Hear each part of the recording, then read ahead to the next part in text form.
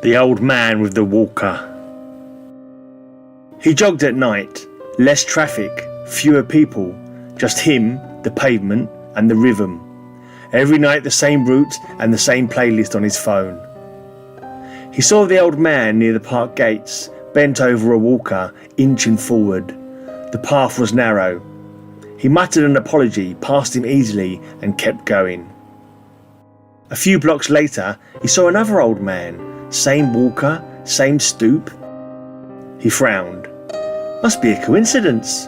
Or maybe walkers were on sale. He passed him too. Further on, near the canal bridge, there he was again. Same posture, same pace. He chuckled to himself. What is this, old man of a walker day? At the next corner he glanced back. The old man was still there, slow and steady. He looked ahead. Another one. Same build, same walker, already turning the corner. He stopped, wiped his brow.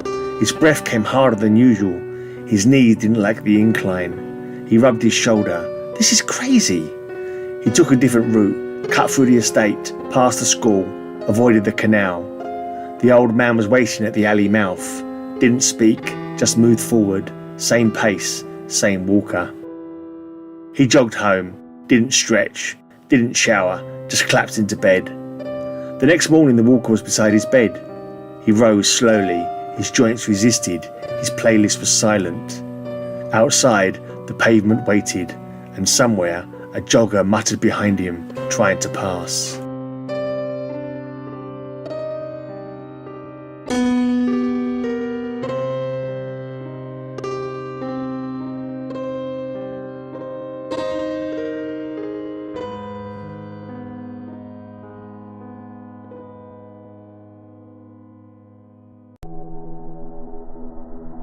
Tagged. Mr. Colin Bracknell believed in order. His hedges were trimmed weekly, his bins aligned with military precision, and his garage door, white, pristine, sacred, was the crown jewel of his suburban fortress. An Englishman's house is his castle, he'd bark, usually at children kicking footballs too close to his driveway. So when the graffiti appeared, he was livid. It wasn't even proper tagging, no crude initials or cartoon genitalia, just a swirling black mass of spirals and fractals, painted with impossible precision. It shimmered faintly in daylight like oil on water. Colin blamed the local youths, of course. Little goblins with spray cans, he muttered, bursting a football for good measure. He repainted the door. It returned, more intricate, more dimensional. The spirals seemed to shift when the light hit them right, like they were trying to move. He checked the CCTV. Nothing. Just static during the hours it reappeared. He repainted again. It came back. He stopped sleeping. One night Colin heard a noise. He leapt from bed clutching a torch, ready to catch the little vandals in the act. But it wasn't kids. It was Bazza, his reform mate, flat cap and all, out walking his dog. Nipper, he called it. Used to be something else, but you're not supposed to say that anymore, bloody woke liberals. Bazza was standing too close to the garage door, staring into its spirals entranced. The graffiti pulsed. Bazza screamed. Colin lunged to help, grabbing his arm. The fractals swallowed them both. Silence. The next morning the garage door was quiet. The spirals dormant. The only witness was Bazza's dog, sitting calmly, head tilted. And on the door, nestled within the black glyphs, was a new addition. Two stylized figures, rendered in warped orange lines. One fist raised, one mouth open. Colin Bracknell and Bazza, immortalised in rage and confusion. They were still shouting, but only when the light hit it right.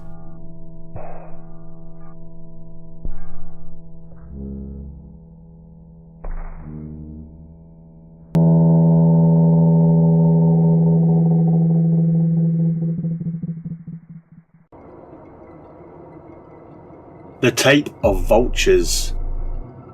He hadn't touched the boxes in years. They sat in the loft like mausoleums. Tapes, CDRs, CDs, all relics of a scene that had long since dissolved. Most were unlabelled. Many were labelled in handwriting he didn't recognise, and by bands he barely recalled. One cassette stood out. Warped shell, no insert, just a strip of masking tape that read, "Vultures of the Threshold, Ritual Jam 92. He remembered the band, barely. He'd reviewed their demo in his zine.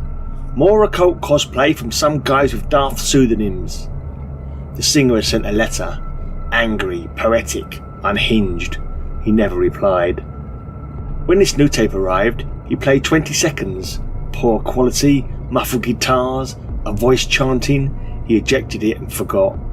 If he hadn't formatted the demo, this home-recorded jam wasn't going to float his boat. Now, digitising his archive for YouTube, he uploads it without listening. Within minutes, it's live. The waveform is strange, spikes where there should be silence. The final track is titled Mouths Beneath the Floor. He plays it. The voice is clearer now. It seems to be chanting an invocation, a mixture of Latin-sounding phrases and guttural gibberish. Utter bollocks. He searches Vultures of the Threshold and Metal Archives. The page exists. One demo listed. All members marked deceased. Dates of death all within a month in late 92. 3 of the causes of death are marked as murder. The last, the singer, suicide. He digs deeper. News clippings, obituaries. A true crime book published in 2007, Threshold the Ritual Murders, devotes a chapter to the case. The Death of the Vultures, autumn 1992. Guitarist, pierced 13 times with claw-like wounds, no weapon ever recovered. Drummer, dismembered in a manner consistent with industrial machinery, no tool found. Bassist, decapitated in his flat, wound reminiscent of tearing rather than a bladed object. Singer, let from the Blackfriars Bridge at dawn. Witnesses say he was laughing. The murder case was closed, blamed on the singer, murder-suicide. No further investigation. The upload got a few views and a comment or two, one from an old mate on the scene, one from a quite big channel in the vinyl metal community, a guy called LA Dan. He never really got much buzz with any of his videos, so it was always nice to get a bit of notice for a post. A couple of days later, he started seeing tributes going out for LA Dan. Apparently out of the blue he'd died. Murdered. That same day he saw a Facebook post about his old scene mate. He'd passed violently too. Then a few other deaths came to his attention. A subscriber in Ohio, a blogger in Berlin, a vinyl collector in Osaka. All people who might have potentially watched his video but not left a comment. Another realisation hit him. There were a couple of other suspicious deaths around the scene back in 92-93. Could they have received tapes too back then? A sense of dread began to grip him. He looked up some of the Latin phrases and seemingly made up words from the Ritual Jam. They were all well known in a study of diabology. He realises the truth. The band had dabbled with something they shouldn't have, unleashed something ancient and awful, and it had killed them all. Perhaps the singer jumped to avoid a nastier fate, or fell while trying to escape. But why did they share out the tapes? His research led him to conclude that a being would kill the most recent summoner first. The tapes were sent out to try and create a barrier of bodies between the thing and them. He stares at the YouTube dashboard. Barely 60 views and only 4% average view duration. The killer was practically breathing down his neck. If he were brave, he'd delete the video. He'd stop the spread. He'd let it come. Instead, he boosts it, shares it, pays for reach, desperate to build a wall of bodies between himself and the thing beneath the floor. He finds it hard to sleep, jumping at every slight noise. Instead, he sits in the glow of his laptop, praying for the view counter to increase. Each new view is a breath of borrowed time.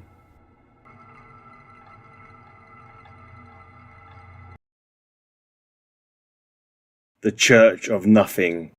A sermon for no one. A prayer to the absence. The chapel was once full, not with joy, not with hope, but with those who had lost both.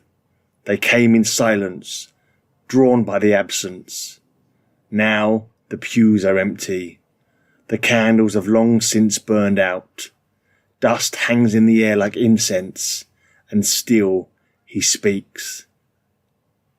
His voice echoes through the hollow space, low and deliberate, a sermon not for salvation, but for surrender. There was a time I believed, he begins. eyes fixed on the altar, a slab of stone, unmarked and unblessed. In light, in love, in gods who listened, but the silence grew louder, and in that silence I found him, the god of nothing. He walked slowly down the aisle, robes trailing like shadow. He has no name, no face, no commandments, only absence, and I became his prophet. He pauses at the pulpit, fingers brushing the cracked wood. I prayed for years, on knees worn raw, in churches that smelled of dust and dying hope, but no voice answered, no miracle came. So I stopped praying to something and started praying to nothing. His voice grows stronger, not with passion, but with conviction. It was liberating. No guilt, no sin, no salvation, just the purity of emptiness. He turns to the empty pews, addressing ghosts. I wrote no scripture, I burned the old ones. Our rituals were simple: silence, solitude, surrender. We gathered in abandoned places. We bowed our heads to the void. We whispered prayers that meant nothing, and still they came. The broken, the lost, the ones who'd stopped believing but couldn't stop needing. He steps down, walking among the dust. The more we worshipped, the more the world changed. Shadows grew longer, time unravelled, people forgot their names. One day I looked in the mirror and saw nothing, not emptiness, not darkness, just absence. It was beautiful. He returns to the altar, kneeling. Our Father, who art in heaven, hallowed be thy name. You gave us nothing, and in return we gave you everything. Now the world is quiet, the prayers have stopped, and I am finally alone. Praise be to the void! He bows his head. Silence answers, and in that silence, the sermon ends.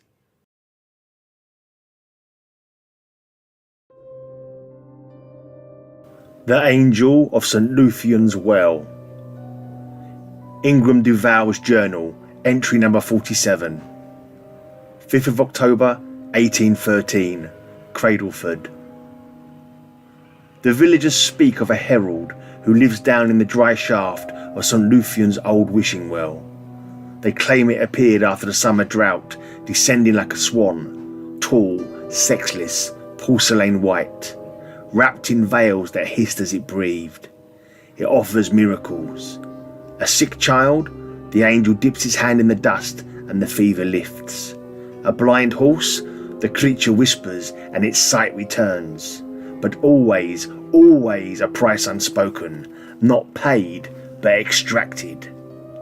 I visited under moonlight. The angel greeted me by name. Your blood remembers the wars you don't. I asked it what power it wielded. It answered, the power to make things just enough. Enough to lean on. Enough to rot by. I watched a man kneel and request his wife's voice restored, lost to trauma. The angel nodded, touched his throat. The next morning he could speak only in her exact tone. She screamed, ran.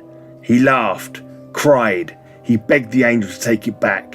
It did not respond. Conclusion. The entity is not divine. It is a mimic of hope, a blight that grows only in desperation's soil. Burn the well, salt the shaft. No prayers permitted for 30 days. It listens. It feeds on longing. Yet, I dream of it nightly.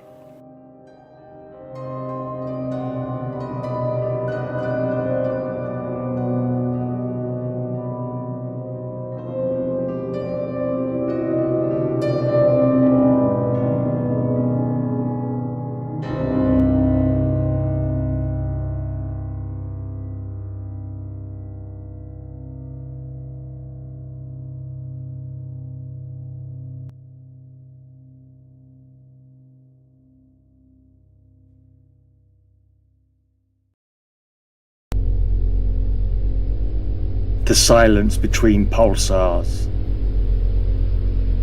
The universe does not scream, it hums, in frequencies too ancient for ears, too vast for meaning. A pulse, a pause, a pulse, the rhythm of dying suns and the breath of things that never lived. We chart the heavens with instruments made of longing, hoping the void will blink first.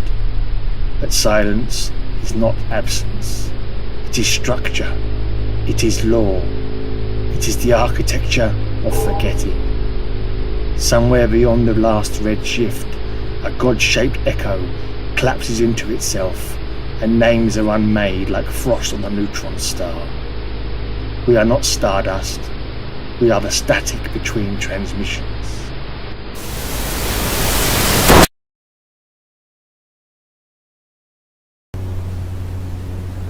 It hungers beyond the reach. It drifts beyond the edge of edge, where stars are ash and time forgets. A faultless bulk, a yawning maw, too vast to hate, too far to fret. Its name is not a name at all, just pressure, pulse, and appetite. It does not seek. It does not stir. It waits. It waits. It waits in night. But poems are doors, and rhyme is bait. Each syllable a whispered key. Each reader feeds the thing beyond by simply reading me. You spoke the lines. You heard the sound. You let it in with every breath. The ink was never metaphor, it bore the hunger from the depths. It folds the stars, it bends the void, it does not crawl or fly or swim. It simply is, and now it was, and now it is again. Behind your eyes, beneath your skin, inside the voice that read this through, it's here, it's now, and I help too.